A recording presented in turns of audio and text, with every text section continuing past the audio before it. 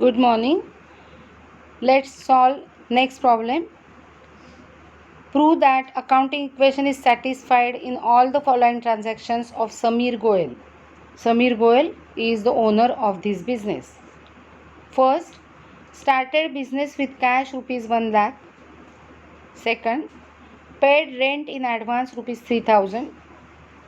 Third, purchased goods for cash rupees 50,000 and credit rupees 20,000.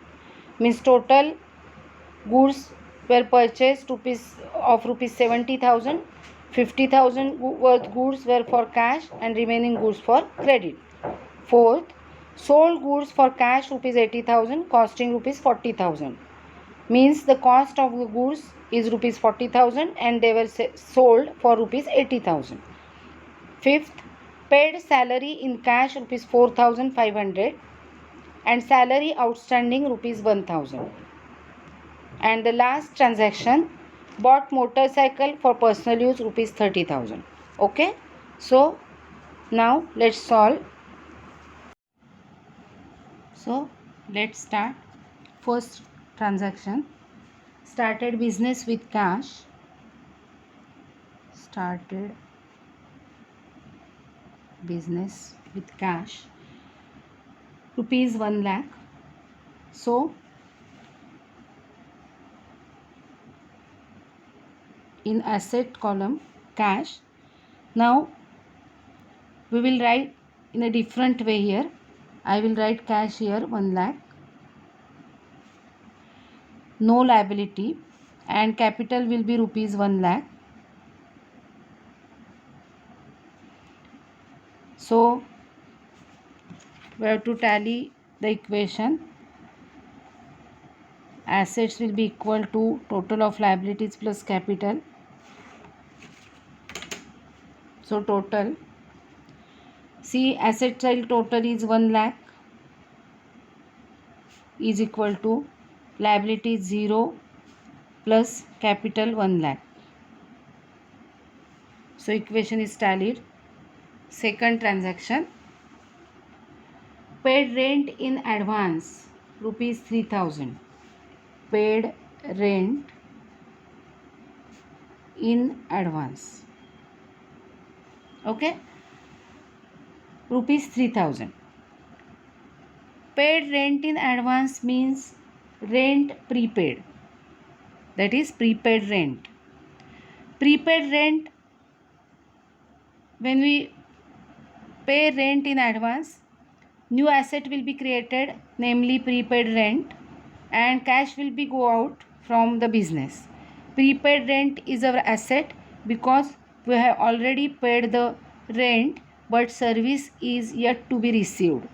It means service is receivable, and anything receivable will be asset of the firm. Okay, आपण rent ॲडव्हान्समध्ये paid करतोय म्हणजे cash आपल्याकडनं जाईल आणि prepaid rent नावाचे एक asset निर्माण होईल.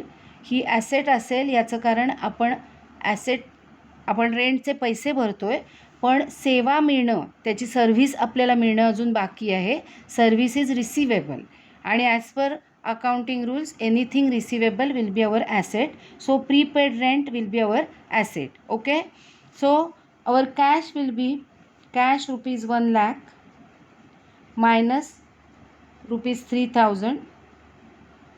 So it will be 97,000, and new asset will be created, prepaid rent rupees 3,000. Okay, there will not be any change in liabilities or capital, they will remain the same. So let's tally the equation after second transaction.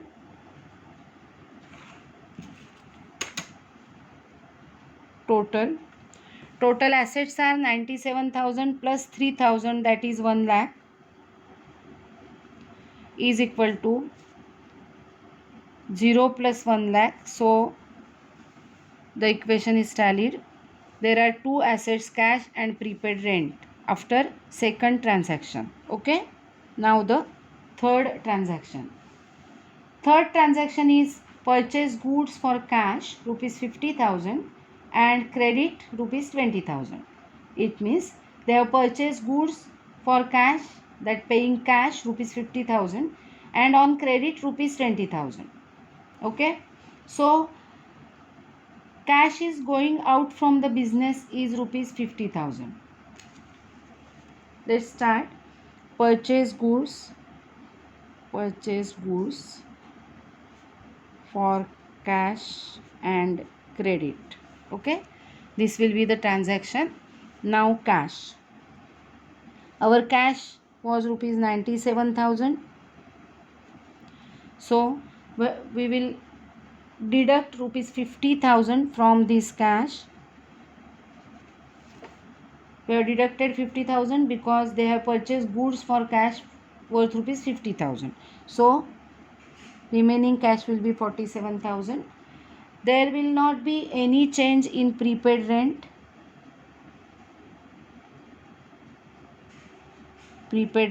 So prepaid rent will remain 3,000. Now new asset will be created, that is goods. They don't have goods before. Now goods, new asset will be created worth rupees. See, they have purchased goods for cash rupees 50,000 and for credit rupees 20,000. So total 50,000 plus 20,000, that is 70,000. New asset will be created worth rupees 70,000. Okay. Now as they are purchasing goods worth rupees 20,000 on credit, new liability will be created, that is creditors rupees 20,000. We have purchased goods on credit. Rupees 20,000 amount is payable to the suppliers. They are called as creditors. So new liability will be created worth rupees 20,000, and there will not be any change in capital. It will remain rupees 1 lakh. Okay. Now let's tally after this transaction.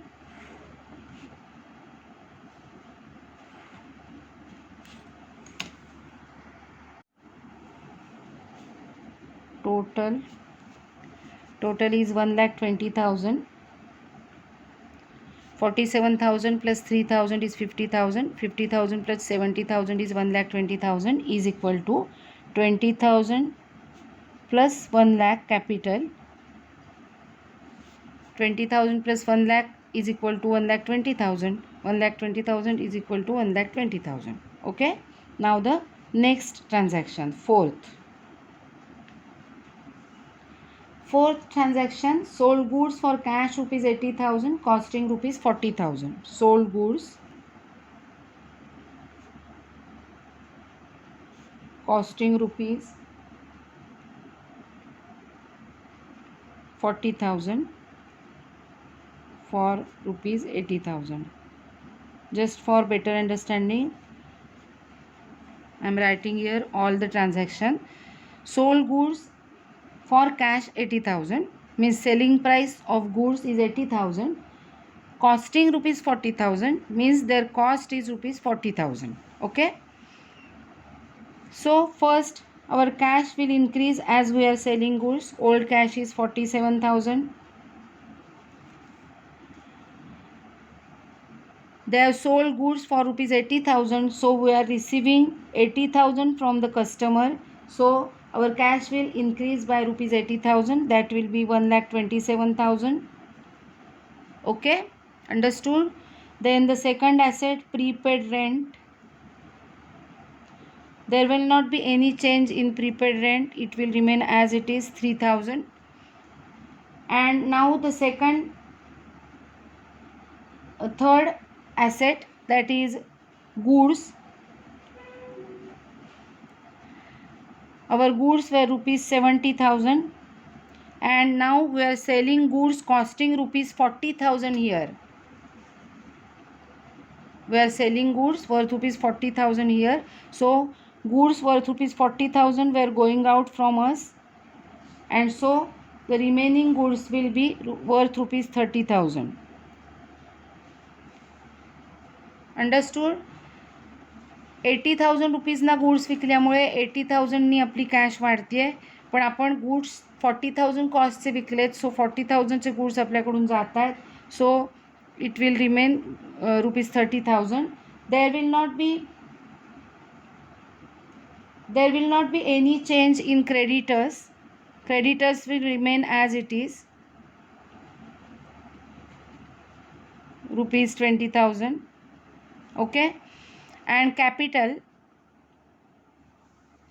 see, we are selling goods costing ₹40,000 for ₹80,000, means there is straight ₹40,000 profit, and profit should be added in capital. So old capital is 1 lakh. We will add 40,000 profit in that. So total will be 1,40,000. Now our capital will be ₹1,40,000. Okay, let's tally.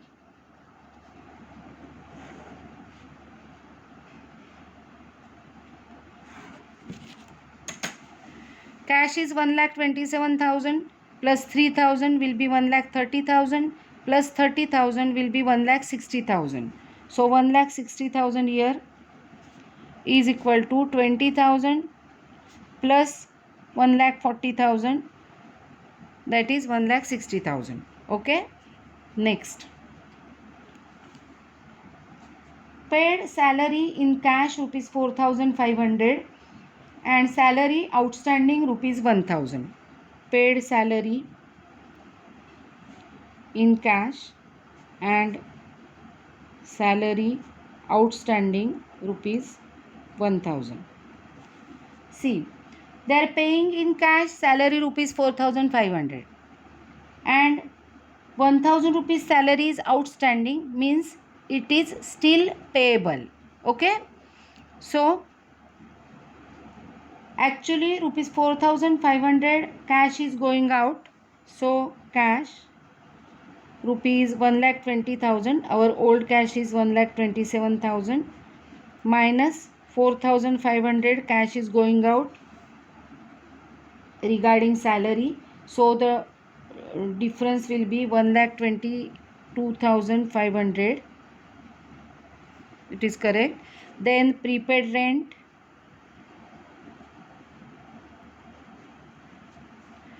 will remain ₹3,000. Then goods will remain as it is, that is ₹30,000. Okay, now liabilities. Here one more liability will be created. Old liability is creditors. It will remain as it is, 20,000. New liability will be created, outstanding salary. Outstanding salary is worth ₹1,000. 1,000 salary is still payable. अर्थ बघा, salary actually कॅशमध्ये paid केली आहे 4,500, म्हणून कॅशमधून 4,500 minus होत आहेत. ₹1,000 salary outstanding ठेवलेली आहे, म्हणजे स्टील पेएबल आहे, द्यायची बाकी आहे. सो नवीन लायबिलिटी क्रिएट झालेली आहे ₹1,000 आउटस्टँडिंग सॅलरी नावानी. Okay, and now capital, our old capital is 1,40,000. Expenses of ₹4,500 paid salary will be deducted from capital, and 1,000 salary outstanding will also be deducted from capital because it will increase our expense. So we will deduct ₹5,500 from capital. So the capital will remain 1,34,500. Okay, understood? कॅपिटलमधून 5,500 minus केलेले आहेत.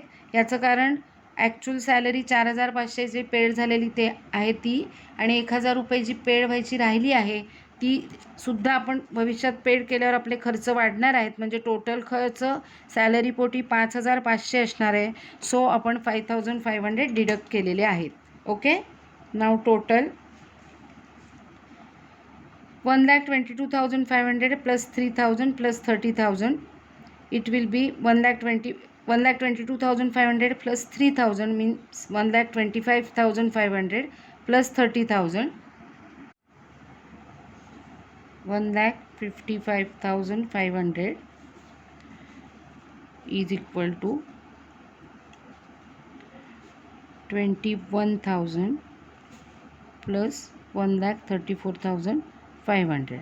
1,34,500 plus 21,000 means 1,55,500 is equal to 1,55,500. Okay. Now the next transaction. Now the next transaction here. Sixth. Bought motorcycle for personal use rupees 30,000. VOUGHT bought means purchased motorcycle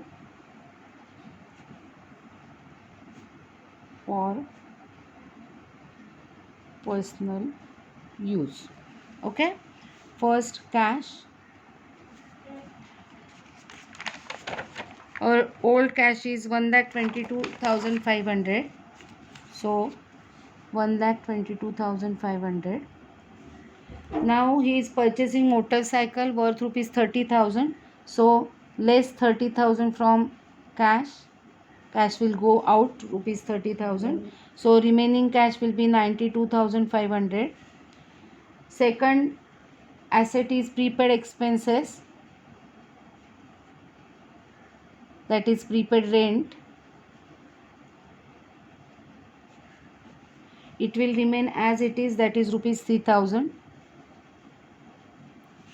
And last asset is goods. It will remain as it is, that is rupees 30,000 remaining. Liability. There are two liabilities, that is first is creditors and second is outstanding salary. Creditors were rupees 20,000 and outstanding salary rupees 1,000.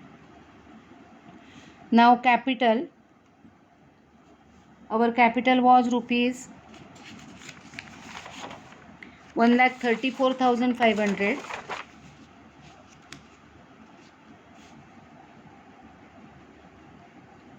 And now he is purchasing motorcycle for personal use, means rupees 30,000 is his drawings, and drawings is always deducted from capital, so minus 30,000.